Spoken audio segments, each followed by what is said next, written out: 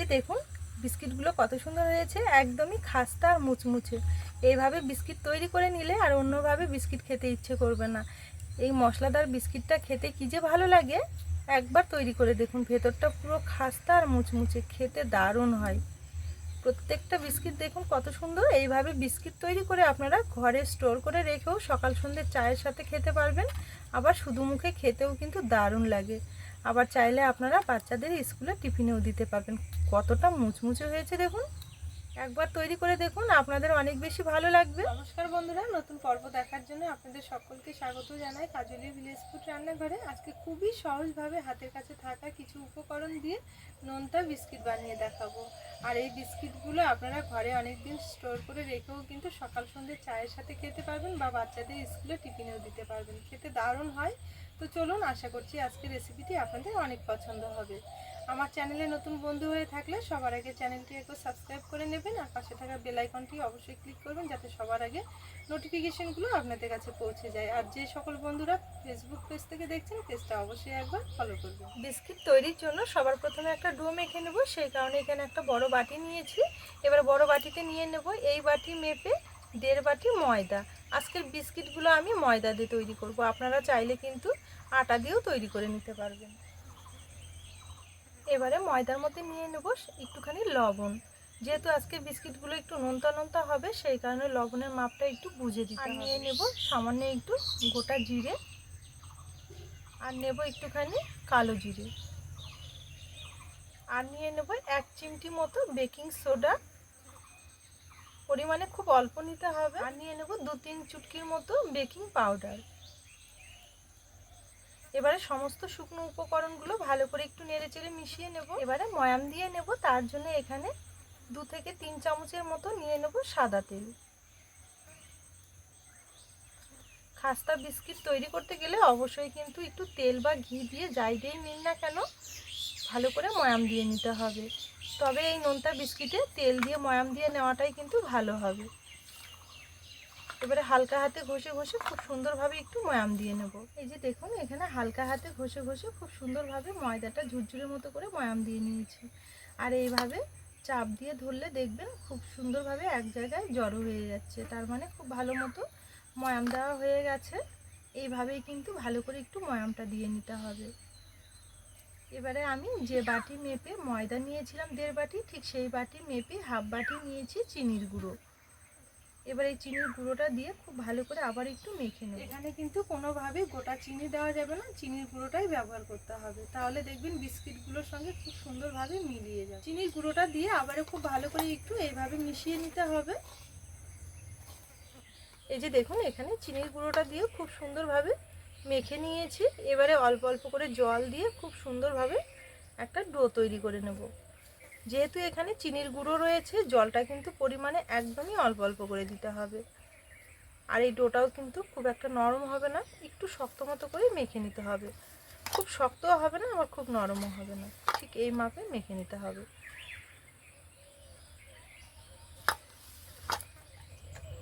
এখানে অল্প অল্প করে জল দিয়ে ডোটা খুব সুন্দরভাবে মেখে নিয়েছি। এই যে দেখুন, ঠিক এইভাবে একটু মেখে নিয়েছি। এবারে এটাকে আমি কিছুক্ষণের জন্য থালাতে ঢেকে রেস্টে রেখে দেবো। এবারে নোনতা বিস্কিটের জন্য একটা চটপটা মশলা তৈরি করে নেব, তার জন্য এখানে একটা ছোট বাটি নিয়েছি। এবারে বাটিতে নিয়ে নেব ঝাল লঙ্কার গুঁড়ো, আর নেব একটুখানি জিরের গুঁড়ো, আর নিয়ে নেব একটুখানি চাট মশলা, আর নিয়ে নেব একটুখানি বিট লবণ। এবারে সমস্ত উপকরণগুলো ভালো করে একটু নেড়েচেড়ে মিশিয়ে নেব। সুন্দর কালারের জন্য দিয়ে দেবো একটুখানি হলুদ গুঁড়ো, পরিমাণে অল্প দিলেই হবে। হলুদ গুঁড়োটা দেওয়ার পর আবারও ভালো করে একটু নেড়েচেড়ে মিশিয়ে নেব। এই মশলাটা এইভাবে রেডি করে এক সাইডে রেখে দেবো, এটা আমাদের পরে কাজে লাগবে। এখানে সব কিছু একসঙ্গে খুব ভালো করে মিশিয়ে নিয়েছি। এই যে দেখুন, মশলাটা খুব সুন্দরভাবে রেডি হয়ে গেছে। এবারে এটাকে এক সাইডে রেখে দেবো। এদিকে ডোটাও কিন্তু খুব সুন্দরভাবে সেট হয়ে গেছে। এই যে দেখুন, এবারে আবার একটু ভালো করে মেখে নেব। এই যে দেখুন, এখানে আবারও খুব সুন্দরভাবে মেখে নিয়েছি। এবারে চলুন এটাকে বেলে নিতে হবে। চাটুর মধ্যে নিয়ে হালকা একটু পাতলা করে বেলে নেব।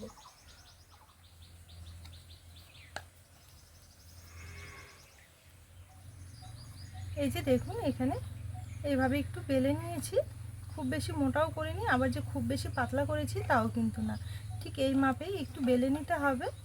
এবারে এটাকে আমি 4 সাইডে একটু এইভাবে কেটে নেব, ধারগুলো এইভাবে একটু কেটে নিতে হবে।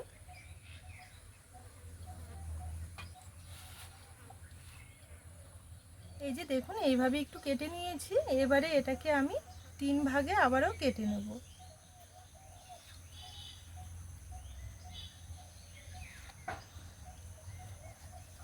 এবারে দুটো পার্ট আমি তুলে নেব। এবারে এটাকে আমি বিস্কিটের শেপ দিয়ে নেব।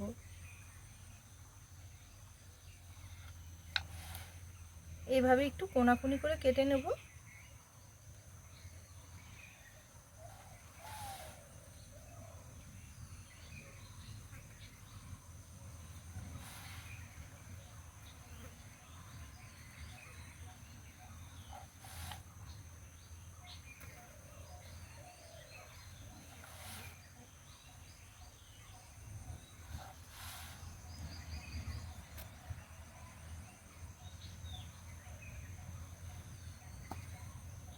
এই ছোট অংশটাকে কেটে এক সাইডে রেখে দেব। এই যে দেখুন এখানে খুব সুন্দরভাবে কেটে নিয়েছি। ঠিক এইভাবে বিস্কিটগুলো কেটে নিতে হবে। দেখুন কত সুন্দর শেপটা এসেছে, প্রত্যেকটা কিন্তু দারুণ হয়েছে। বাকিগুলো ঠিক একইভাবে কেটে নেব। দেখুন এখানে খুব সুন্দরভাবে সম্পূর্ণ বিস্কিটগুলো শেপ দিয়ে নিয়েছি। এবারে চলুন এগুলো ভেজে নেব। এবারে বিস্কিটগুলো ভেজে নেব, তার জন্য উনুন জ্বেলে একটা কড়াই বসিয়ে নিয়েছি। এবারে কড়াইয়ে নিয়ে নেব কিছুটা সাদা তেল। তেলটা হালকা আছে, হালকা গরম করে নিয়েছি। হালকা গরম তেলেই কিন্তু বিস্কিটগুলো ভেজে নিতে হবে। এবারে এগুলো ছেড়ে দেবো তেলের মধ্যে।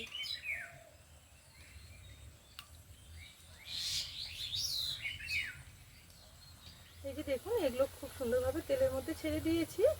এবারে হালকা করে এভাবে একটু নেড়ে চেড়ে ভেজে নেব। এগুলো তেলের মধ্যে দেওয়ার পরে দেখবেন খুব সুন্দরভাবে হালকা হয়ে উপরের দিকে ভেসে উঠবে। আর এগুলো ভাজতেও কিন্তু খুব একটা বেশি সময় লাগে না, খুব তাড়াতাড়ি কালারটা চলে আসবে। তখনই এইভাবে উল্টে পাল্টে ভেজে নিতে হবে। এগুলো কিন্তু অবশ্যই হালকা আঁচে ভাজতে হবে, তাহলে দেখবেন ভেতর থেকে একদম মুচমুচে হবে। এই যে দেখুন এগুলো হালকা আছে নেড়ে চেড়ে খুব সুন্দর একটা কালার করে ভেজে নিয়েছি। এখানে কিন্তু এগুলো ভাজা হয়ে গেছে। এবারে তেল থেকে তুলে নেব। কালারটা কিন্তু খুব সুন্দর এসেছে দেখুন।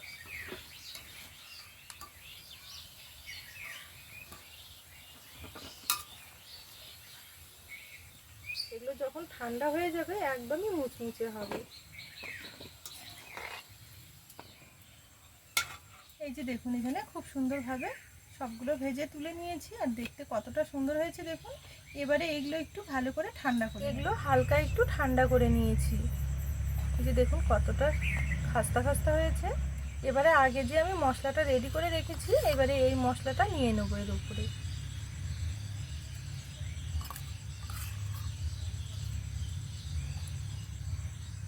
মশলাটা দিয়ে খুব ভালো করে একটু মেখে নেব। দেখুন এখানে খুব সুন্দরভাবে রেডি করে নিয়েছি। এই বিস্কিটগুলো এইভাবে রেডি করে একটা এয়ারটাইট বয়ামের মধ্যে রেখে আপনারা অনেক দিন পর্যন্ত ঘরে রেখেও কিন্তু সকাল সন্ধ্যে চায়ের সাথে বা স্কুলের টিফিন হিসেবেও আপনারা দিতে পারবেন। বাচ্চারা তো খুব মজা করে খেতে চাইবে, আর খেতেও কিন্তু দারুণ লাগবে। হালকা ঝাল ঝাল মিষ্টি মিষ্টি লবণ লবণ, খেতে কী যে ভালো লাগে। একবার বানিয়ে দেখুন, কথা দিচ্ছি আপনাদের অনেক বেশি পছন্দ হবে। তাহলে বন্ধুরা আজকের এই নোনতা বিস্কিটের রেসিপি আপনাদের কেমন লেগেছে অবশ্যই একটা কমেন্ট করে জানাবেন। রেসিপি ভালো লেগে থাকলে সবার আগে চ্যানেলটি ফলো করে আমার পাশে থাকবেন। আজকের জন্য রেসিপি এখানেই শেষ করলাম। আবারও ফিরে আসবো পরের দিন নতুন রেসিপির সাথে। ততক্ষণের জন্য আপনারা ভালো থাকবেন, সুস্থ থাকবেন।